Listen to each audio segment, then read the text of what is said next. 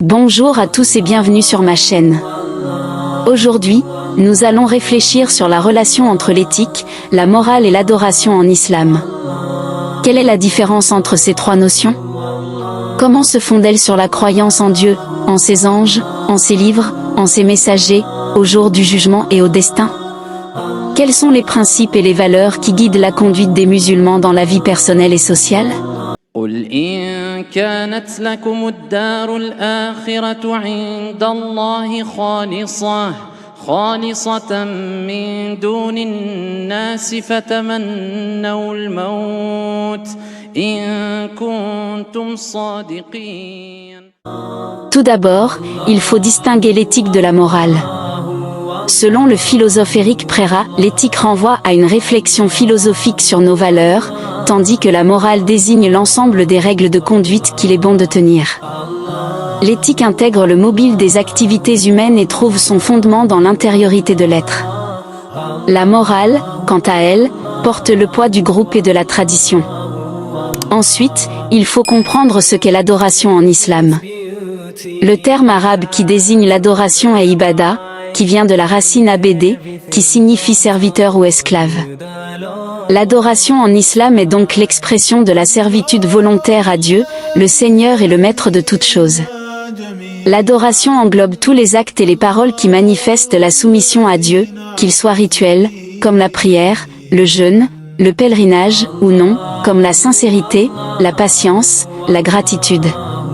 La relation entre l'éthique, la morale et l'adoration en islam est donc étroite et indissociable. L'éthique se fonde sur la croyance en Dieu, qui est la source de toute vérité et de toute justice.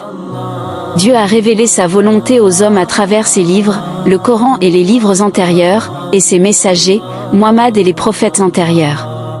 Ces sources sont les références fondamentales pour connaître le bien et le mal, le licite et l'illicite.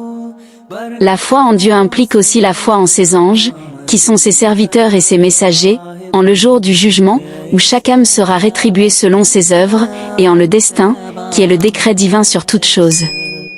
La morale en islam se traduit par la charia, qui est l'ensemble des règles juridiques et éthiques qui régissent la vie des musulmans.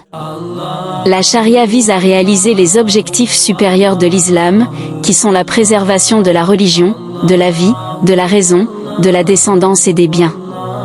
La charia se divise en 5 catégories: l'obligatoire, phare, le recommandé, mandub, le permis, mubah, le réprouvé, makruh, et l'interdit, haram. L'adoration en islam est le but ultime de la création de l'homme. Dieu dit dans le Coran, « Je n'ai créé les djinns et les hommes que pour qu'ils m'adorent » 51, 56. L'adoration est donc le moyen par lequel l'homme réalise sa vocation de serviteur de Dieu et exprime sa reconnaissance envers lui. L'adoration est aussi le moyen par lequel l'homme se purifie de ses péchés et s'élève spirituellement vers Dieu. L'éthique, la morale et l'adoration en islam sont donc intimement liées à la foi. Elles visent à orienter les musulmans vers ce qui est agréable à Dieu et bénéfique pour eux-mêmes et pour la société. Elles reposent sur des principes tels que l'unicité de Dieu, Tawhid, la justice, Adl, la miséricorde, Rahma, la responsabilité, Taklif, la modération, Wasatiyya, et la bienfaisance, Ihsan. Voilà pour cette vidéo.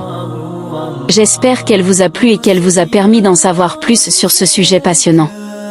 N'hésitez pas à me faire part de vos commentaires, de vos questions ou de vos suggestions pour les prochaines vidéos. Abonnez-vous à ma chaîne si ce n'est pas déjà fait et partagez cette vidéo avec vos amis. Merci de votre attention et à bientôt.